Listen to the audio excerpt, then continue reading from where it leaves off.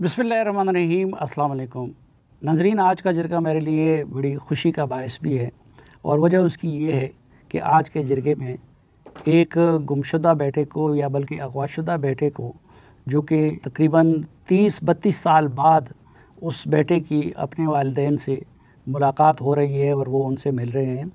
और मैं आपको आगे बढ़ने से पहले ये बताता चलूँ कि इस पाकिस्तान में यकीनन बुरे लोग भी बहुत हैं, लेकिन इस पाकिस्तान में ऐसे लोग भी हैं जो गुमनाम हीरो तस्वर किए जाते हैं, जो सदारती मेडल्स के मुस्तहिक हैं, लेकिन हम उनसे वाकिफ़ नहीं हैं। वलीउल्लाह मारूफ साहब एक ऐसी शख्सियत है जो कि कराची से ताल्लुक़ रखते हैं और इस प्रोग्राम के लिए भी ख़ुसूसी तौर पर कराची से तशरीफ़ लाए हैं। वो कराची में एक मस्जिद में इमाम है, लेकिन अल्लाह ने उनके दिल में ये बात डाल दी कि वो बिछड़े हुओं को एक दूसरे से मिलाएं। और इस दौरान वो सैकड़ों की तादाद में गुमशुदा अफराद को, मर्दों को, ख़वातीन को और इसी तरह बच्चों को वो अपनों से मिला चुके हैं।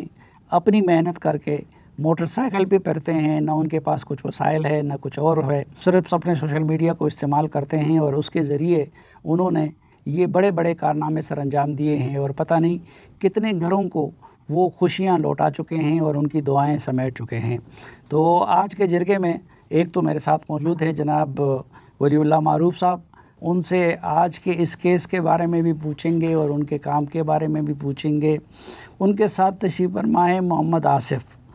और मोहम्मद आसिफ़ को 1992 में एक ख़ातून ने इस्लामाबाद के नवा में बरी इमाम से अगवा किया था और उसके बाद से लेकर आज तक उनके वालिदैन उनको तलाश करते रहे, लेकिन वो उनके हाथ नहीं आए। और आज हमारे दफ्तर को ये शर्फ़ हासिल हुआ कि दफ्तर में उनकी मुलाकात होगी। इस तरफ ये आसिफ़ के वालिद साहब हैं मोहम्मद असगर साहब और उसके साथ तशरीफ़ फरमाएँ आसिफ़ की वालदा साहिबा।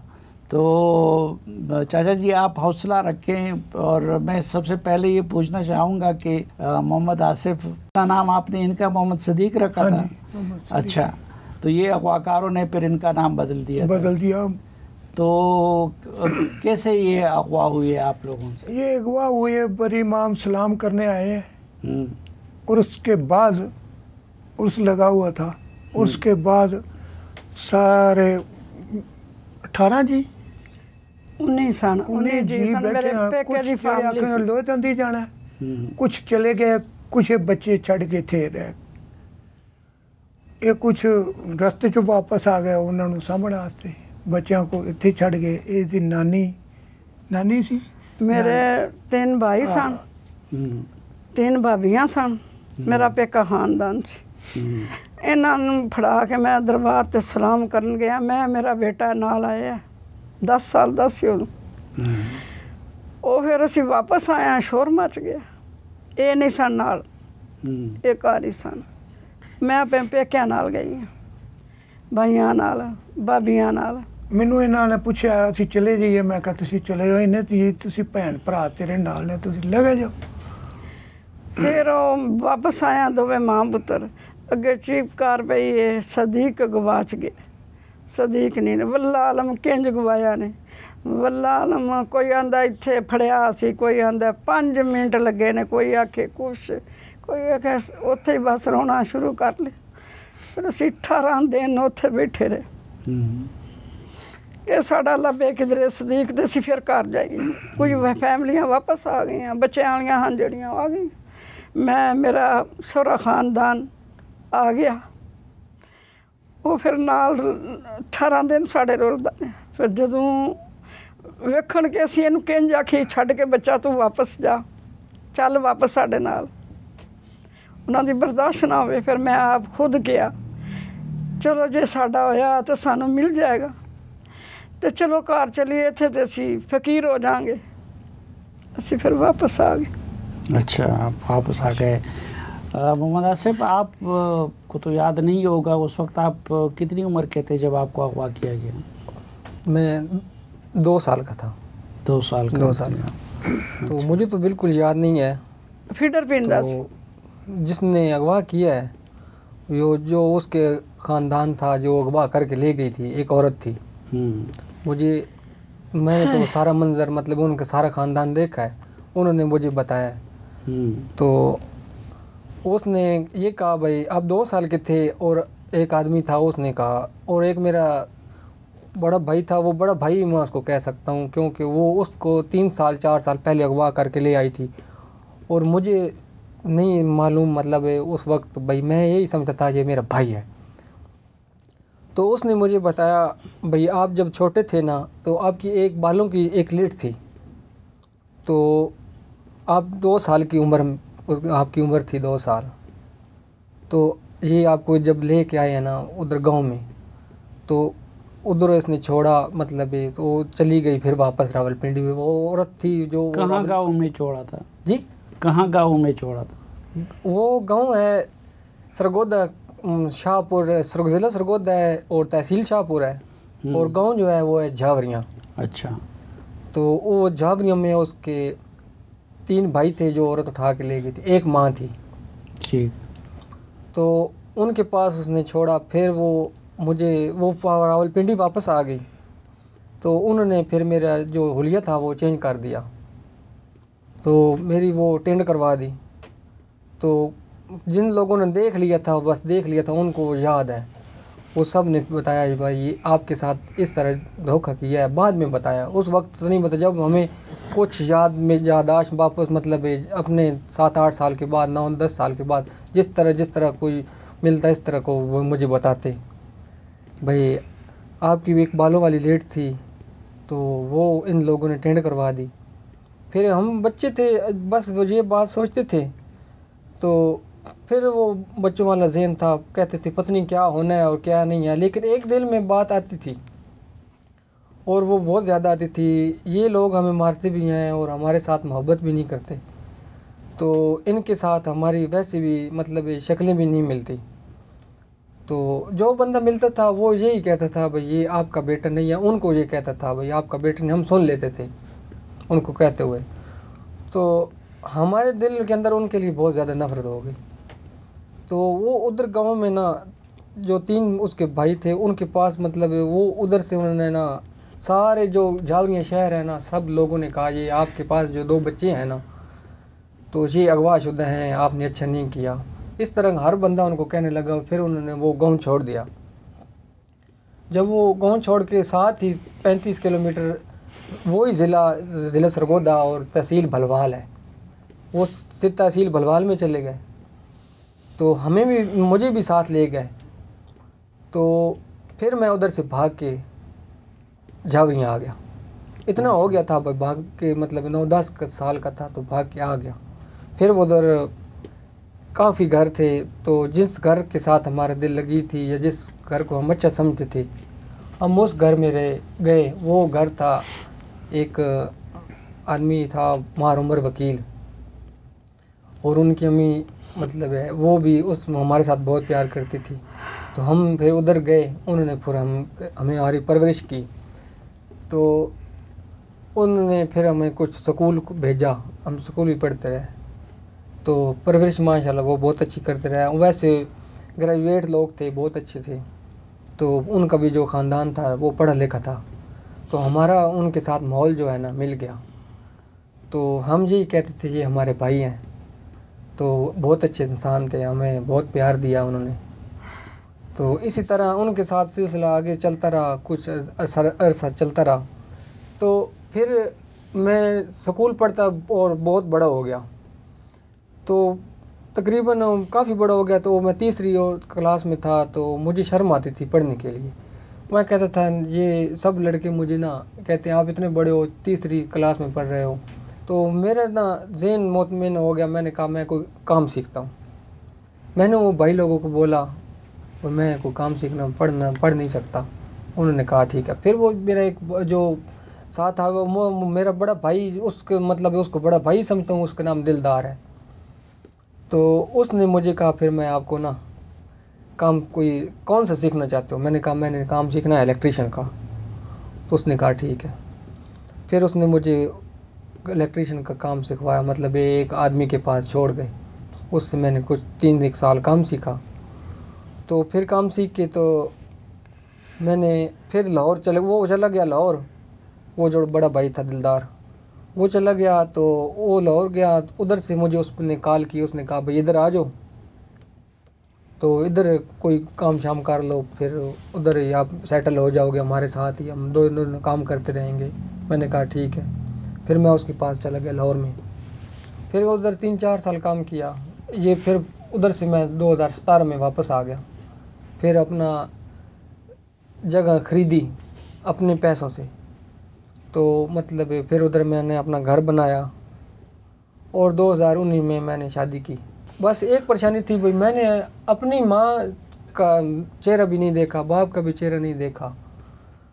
तो कब वो दिन आएगा जो मैं अपने माँ बाप को देखूँगा। तो इसी तरह सिलसिला चलता रहा। मोबाइल पे ऊपर पोस्टर सोचते देखता रहता था, लेकिन कोई जहन में बात नहीं आती थी। बस बर्दाश्त करना मुश्किल हो गया। फिर ना एक हमारा दोस्त था, मैं उसके पास ना बाज़ार में बैठा था, उनका नाम है मौलवी दिलावर साहिब, और बहुत ही अच्छे महान इंसान है।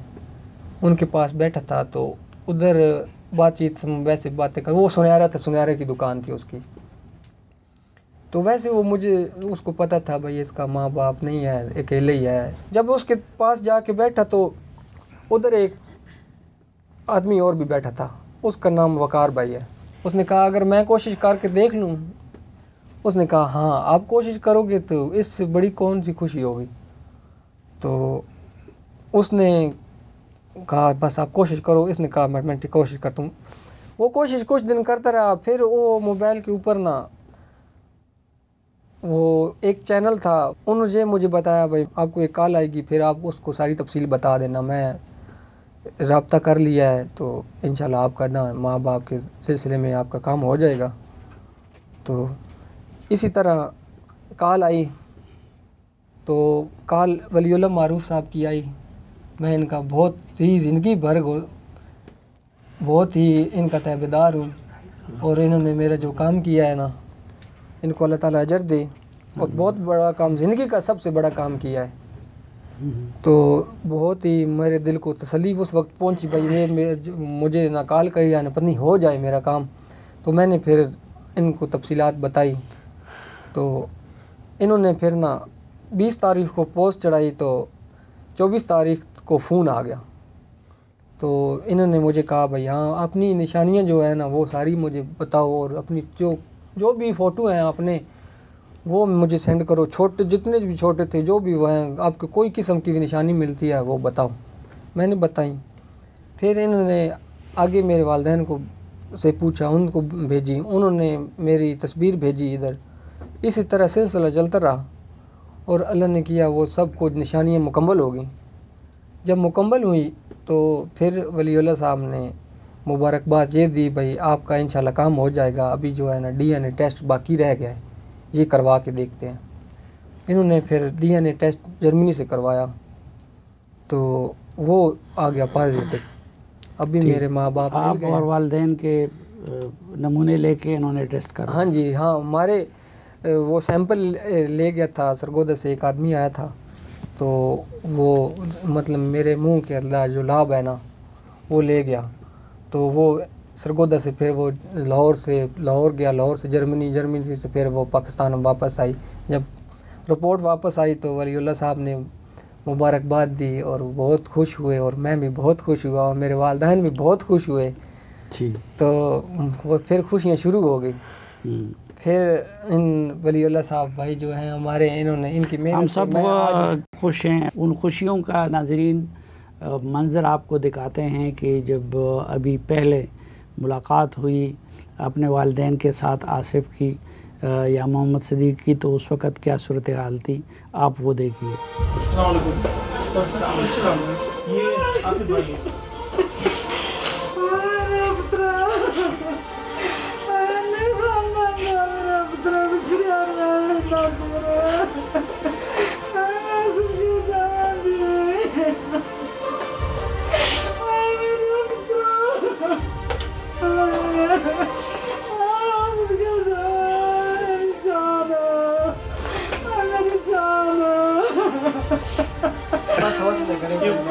आसिफ भाई आपके वालिद साहब हैं, अबू से मिले, ये आपके अबू साहब, ये आपके भाई हैं,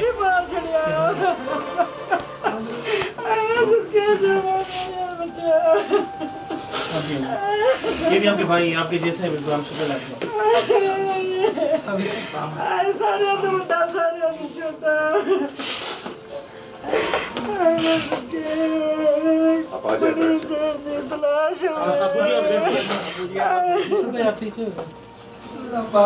तंदुरुस्ती बना दिता है, असीं ते रोल के मर गए।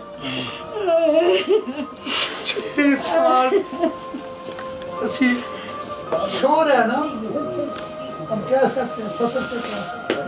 अल्लाह आपके लिए मज़ीद खुशियाँ और बरकतें इज़ाफ़ा करे। और मौका भी अपना यूसुफ एक दिन मिला है। नाज़रीन, एक मुख्तसर सी ब्रेक लेते हैं और वापस आएंगे तो गुफ्तगू का सिलसिला यहीं से आगे बढ़ाएंगे। हमारे साथ रहिए।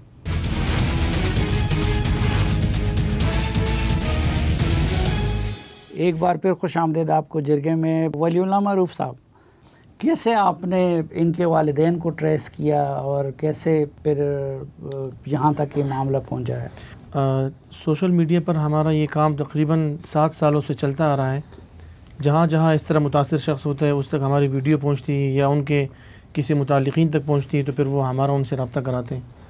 आसिफ भाई के लिए भी एक साहिब ने हमारी वीडियो कहीं देखी थी तो उनसे उस वीडियो से हमारा नंबर लेकर उन्होंने इनकी डिटेल भेजी कि इस तरह हमारे पास एक बच्चा लड़का है जिनको बचपन में अगवा किया गया था। तो मैंने जो हमारे तरीक़ेकार होता है, तमाम जो तफसीलात होती हैं, बचपन की तस्वीर या निशानियाँ या उनको कुछ भी याद हो, सारी चीज़ें हमने पूछी। जो चीज़ें इनको पता थी, लोगों ने बताई थी इनको, तो वो हमने लेकर अपने पास रखी। और हमारे पास जो केसेस आते हैं तो केसेस की तादाद ज़्यादा होती है, हम बारी बारी से चलाते हैं। तकरीबन 4 माह बाद हमने आसिफ भाई की पोस्ट लगाई अपने फ़ेसबुक पेज पर। मैंने मुकम्मल तहरीर लिखी, जो चीज़ें लोगों ने इनको बताई थी। वो पोस्ट जब हमने अपने पेज पर लगाई तो बहुत सारे लोगों ने कमेंट्स किए। लोगों ने, बल्कि पाकिस्तान भर से मुझे कॉलें आ रही थी, बल्कि बैरूनी ममालिक से भी लोग कॉल कर रहे थे और तस्दीक करना चाह रहे थे कि एक बच्चा 2 साल की उम्र में कैसे गुम हुआ, ये कैसी बात है। क्योंकि हम उस पोस्ट में मुकम्मल तफसील तो नहीं लिख सकते थे, बात लंबी हो जाती, फिर कोई मतलब ख़ास तवज्जो नहीं देता था। तो फिर मैं उनको समझाता कि ऐसा मसला था, तो फिर वो हमारी आवाज़ को आगे पहुँचाते। तो तकरीबन 4-5 रोज़ बाद हमें एक नंबर से कॉल आई और उन्होंने बताया कि ये हमारा भाई है। तो मैंने कहा ऐसे कैसे? हम कहे आपके भाई, आप हमें कुछ बताएं इनके बारे में। तो उन्होंने इनके वो जो बाल रखे थे बचपन में वालिदैन ने इनके, वो निशानी बताई और 1992 का बताया। और वही जो इनकी मतलब जो चीज़ें याद थी कि ये बरी इमाम से उठाया गया था। फिर मैंने उनसे वक्त का पूछा कि अपने वालिदैन से पूछे कि आसिफ को किस टाइम उठाया गया था। तो उन्होंने बताया कि वालिदा कह रही है मतलब अंधेरा होने लगा था उस टाइम, मगरिब से ज़रा पहले। तो इन्होंने भी यही बताया था। तो फिर मैंने उनसे कहा कि आपके पास कुछ दस्तावेज़ हो, किसी डॉक्यूमेंट्स में नाम हो या कोई रिपोर्ट हो। उन्होंने कहा हमने थाना सेक्रेटरीट में रिपोर्ट की थी लेकिन वो अभी FIR मौजूद नहीं है, और क्योंकि उम्मीद ही ख़त्म हो गई थी तो हमने इनकी फिर वो निशानियाँ सब हमसे गुम गई, जो चीज़ें रखी थी। बस 2 तस्वीरें बची हैं, वो तस्वीरें इन्होंने भेजी। फिर मैंने आसिफ भाई को भेज कर ये कहा कि आप ये तस्वीरें उन लोगों तक दिखाएं जिन्होंने आपको बचपन में देखा था, या उस ख़ानदान को दिखाएं जिन्होंने आपको अगवा करके लाया था। तो इन्होंने ठीक है मैं भी जाके वहाँ मालूम करता हूँ। इन्होंने फिर 10 मिनट बाद मुझे कॉल की, बताया कि बिल्कुल उनको मैंने तस्वीरें दिखाई हैं और उन्होंने कहा कि आप बिल्कुल इस तरह के थे। फिर हम जब तमाम चीज़ें मैच थी, हम DNA टेस्ट की तरफ गए। एक इदारा है वो सैंपल जर्मनी भेजते हैं, मैंने उनसे बात की तो उनका नंबर, वालिदैन का नंबर दिया उनको। वो इस्लामाबाद उनका नुमाइंदा या सैंपल लेकर गए और वहाँ सरगोदा में आसिफ भाई के पास गए। मुझे इतना यकीन था कि यही फैमिली है। मैंने इनको ये भी कहा जब आप सैंपल दे रहे हो तो आप एक वीडियो ज़रूर बनाएगा, ये कल मुझे काम आएगी। तो उन्होंने उस टाइम वीडियो भी बनाई थी जब सैंपल लिया जा रहा हूँ। फिर उन्होंने बताया कि 15 दिन में ये रिपोर्ट आएगी। तो चूँकि हमें बिल्कुल मतलब सब्र नहीं था, मैंने इनसे कहा चले आप लोग ब्लड ग्रुप भी चेक करें अपना। वालिद साहब गए, उनका भी B पॉजिटिव या नेगेटिव था और इनका भी B पॉजिटिव या नेगेटिव था। मतलब B ग्रुप था और भाइयों के साथ इनका ग्रुप मैच था। तो अब मज़ीद हमारी उम्मीद अल्हम्दुलिल्लाह यकीन में बदलने लगी। फिर 2 रोज़ कबल हमें DNA टेस्ट की रिपोर्ट में भी इनका आपस में मिल जी गया? जी, 2 रोज़ कबल हमें कॉल आई, वो रिपोर्ट भी हमें मौसूल हुई, हमने आपको वो शेयर भी की है और अल्हम्दुलिल्लाह उसमें 99.99% से भी ज़्यादा उन्होंने कहा कि ये साबित है कि ये इनके वालिद हैं। चाचा जी कैसे गुजरा ये इतना वक्त और आप लोगों ने क्या इनकी तलाश के लिए क्या कुछ किया? इनकी तलाश के लिए हमने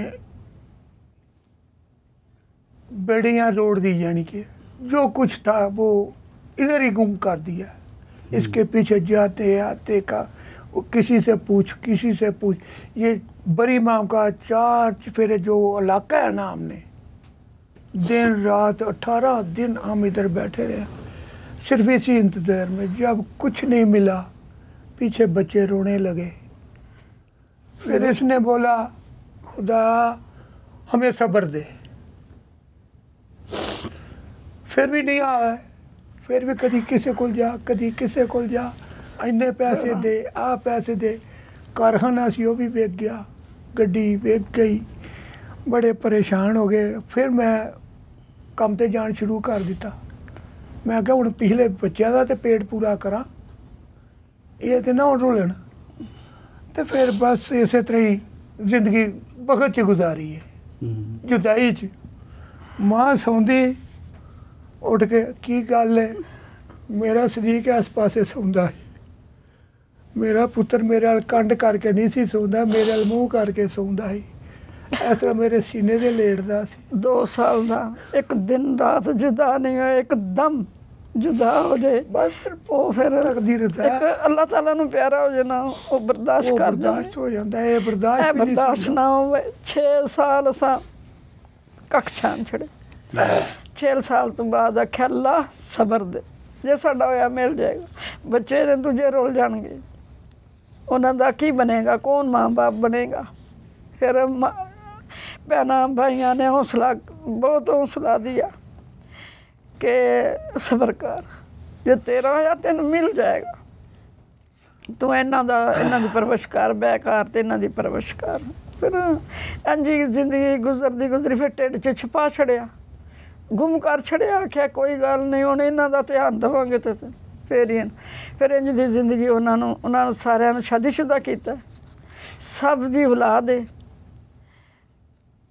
बच्चों की, उन्होंने रब ने सानू वहाए ने। सिर्फ ये भी अल्लाह ने मिला दिता। हुण ओदी ज़ात दा करोड़ार शुक्र। सब तो आपकी वो आजमाइशें ख़त्म हो गई, आपको बेटा मिल गया अल्हम्दुलिल्लाह। खत्म हो गई, भी आस खत्म हो गई। हाँ, अब तो आपकी खुशी जिंदगी खुशी के दिन हम तो समझेंगे अभी से जिंदगी शुरू हुई खुशी की। अभी पिछली तो जाया गई हमारी, जब शादी करनी मुकम्मल अभी हुई है। जब कोई भाई पूछता था यार आप इसके भाई को कितने भाई है, ना 4 कहते थे ना 5 कहते थे। फिर एक ऐसा फिर कहते यार हम 4 भाई हैं, एक गुम हो गया, 5 भाई हैं। तो आसिफ आप क्या महसूस कर रहे हैं अभी? मैं ऐसा महसूस कर रहा हूँ जैसे एक माँ अपने बेटे को 9 महीने अपने पेट में रख के तो पैदा करती है ना। मैं तो ऐसे समझ रहा हूँ, मैं आज पैदा हुआ 33 साल के बाद, इतनी खुशी महसूस हो रही है, बहुत ज़्यादा खुशी महसूस हो रही है। 20 दिन तड़फ रहे हैं। अल्लाह खैर करे, ये खुशी मुकम्मल हो गई है। अभी हम इनके साथ बहुत अच्छा वक्त अच्छा गुजारेंगे। तो खुशियाँ बहुत सारी हैं, मिल गई हैं। तो आपकी भी बहुत मेहरबानी, आपके प्रोग्राम में जो आए हैं ना, तो ये भी एक बड़ी खुशी है। ये तो वलीउल्लाह साहब का कमाल है। और वलीउल्लाह साहब की भी बहुत मेहरबानी, इनके साथ भी मुलाकात हो गई है, तो बहुत खुशियाँ महसूस हो रही हैं। ये पूरा सफ़र आपने कैसे तय किया? मुश्किल से मुश्किल वक्त कौन सा था? मुश्किल से मुश्किल वक्त ज़िंदगी में वो था जब ना ये मुझे भलवाल ले गए थे, इधर झावरियों से भलवाल ले गए। 2 साल इन्होंने उधर, 3 साल उन्होंने वैसे उधर रखा था। तंग आके वो उधर से भागना पड़ा। फिर इनके पास जब आए थे, इन्होंने हमसे काम बहुत ज़्यादा लिया था। उधर वो मजदूरी करते थे, तो मेरी उस वक्त 2001 से लेकर 4 तक जो है ना, इन्होंने काम बहुत सख्त लिया। उम्र भी थोड़ी थी, तो 12, 13, 14 साल उम्र तो कोई नहीं होती है, तो काम सख्त बहुत ज़्यादा लेते थे।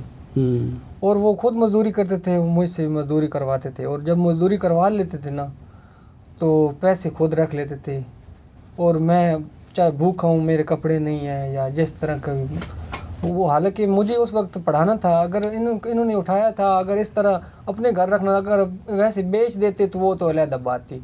फिर अपने घर रखा हुआ था तो फिर मजदूरी करवानी, और मतलब और ना कपड़े ना जूती ना खुशियाँ मुकम्मल, वो मुश्किल बहुत वक्त मुश्किल बहुत। लेकिन ये भी तो आपका बहरहाल हौसला था कि आपने फिर भी अपने आप को कारोबार भी शुरू कर दिया। वो अल्हम्दुलिल्लाह कारोबार भी आपका चल रहा है, आपने शादी भी कर ली और अपना घर भी बसा लिया। जी, वो मैं इस बात पे बहुत खुश होता हूँ, जब मैं बैठा होता हूँ अपने घर वाली के साथ ना, तो उसको मैं कहता हूँ मैंने कितनी मेहनत की है।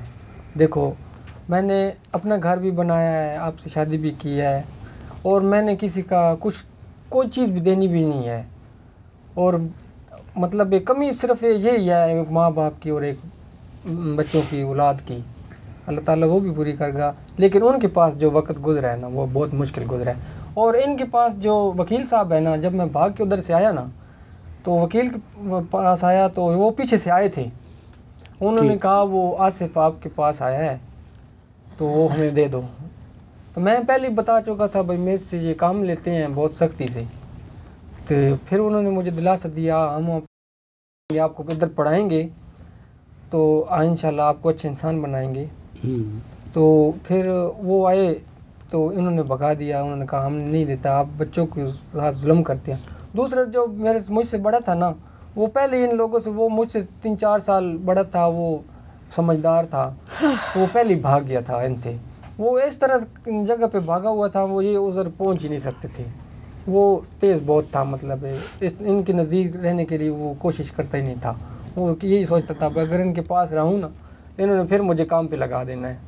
उससे भी इन्होंने बहुत सारा काम लिया है, उसके साथ भी बहुत जुल्म किया है। ठीक, तो 3 साल जो मेरे साथ ये गुजरे वो बहुत मुश्किल थे। चलो अल्लाह ताला आप सब की जो है आइंदा की ज़िंदगी खुशियों से भर दें, और इस तरह की आजमाइश से आपको और हम सब मुसलमानों को और सब पाकिस्तानियों को बचा दे। नाज़रीन एक मुख्तसर सी ब्रेक और वापस आएंगे तो गुफ्तगू का सिलसिला यहीं से आगे बढ़ाएंगे, हमारे साथ रहिए।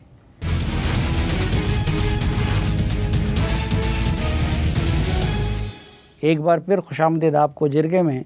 वलीउल्लाह मारूफ साहब, आपको इस काम की कैसे सूझी? लोग फेसबुक और ट्विटर और यूट्यूब से पैसे कमा लेते हैं और कुछ करते हैं और मुशागिल होते हैं, आप इस लाइन में कैसे आए?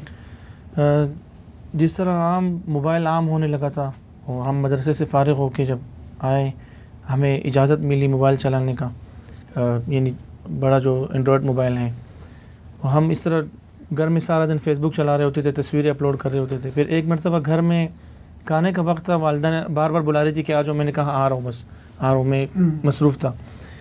तो फिर वालिदा ने डांटा कि आप लोग अपना टाइम ज़ाया कर रहे हो मोबाइल के ऊपर, तो उससे बेहतर है कि इसको आप कीमती बनाएं।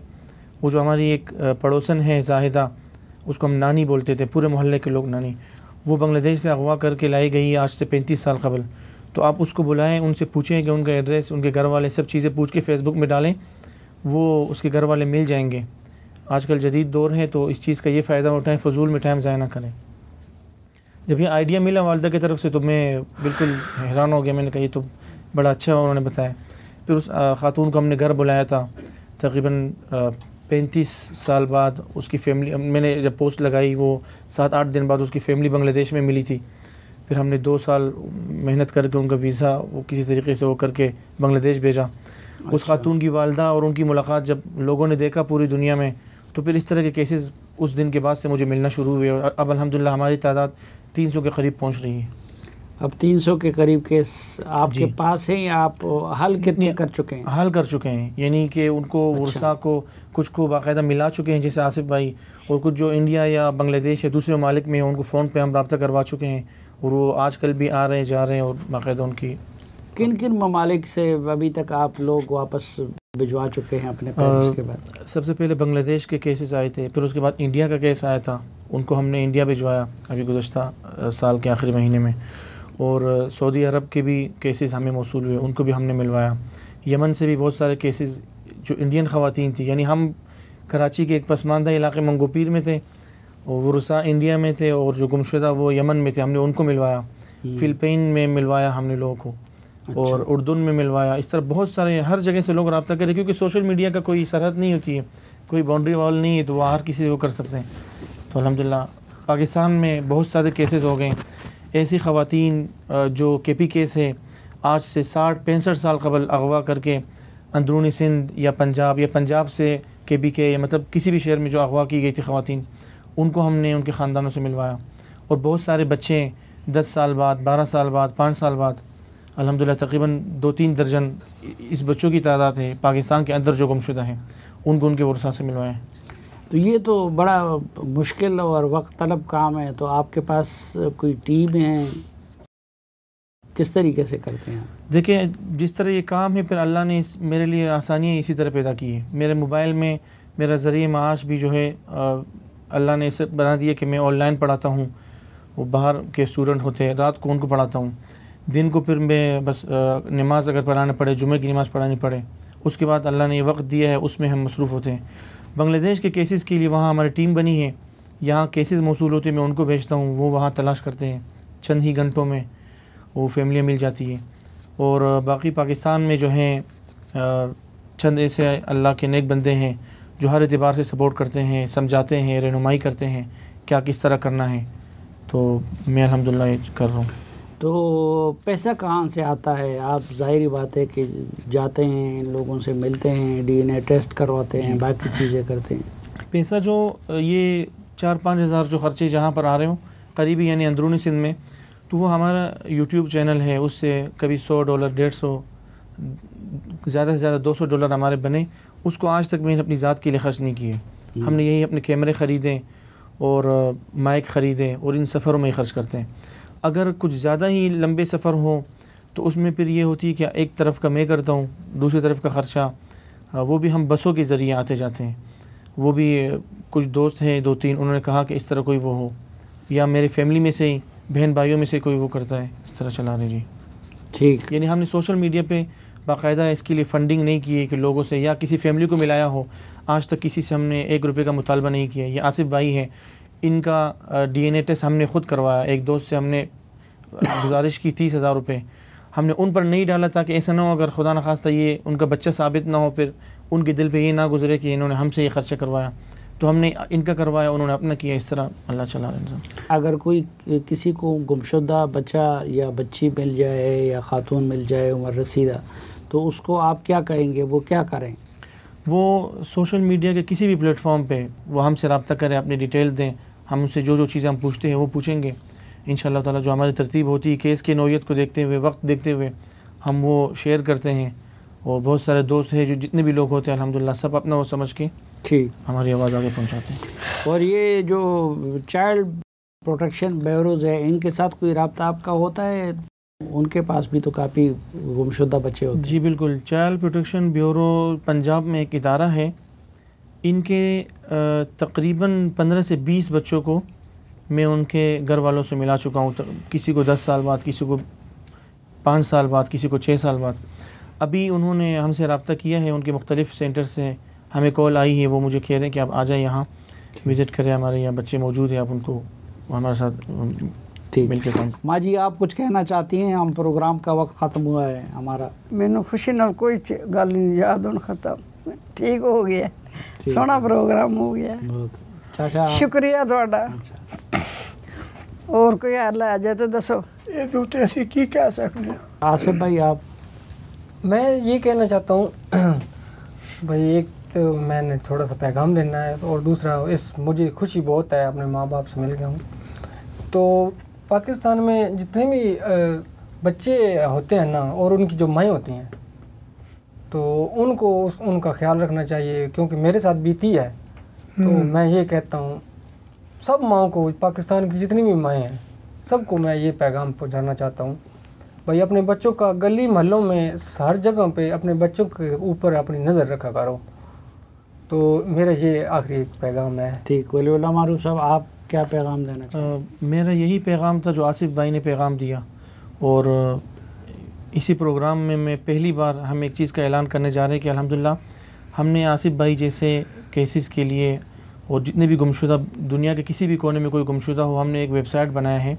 उसमें इंशाल्लाह ये तमाम जितने गुमशुदा लोग हैं या गुमशुदा ख़ुद या उनके वर्सा आकर अपने कवायफ वहाँ डाल सकेंगे और जितने भी गुमशुदा लोग हों उनमें अपने प्यारों को ढूंढ सकेंगे। इंशाल्लाह एक बहुत अच्छा प्लेटफॉर्म आ रहा है, ज़रूर वहाँ हमसे जुड़ें।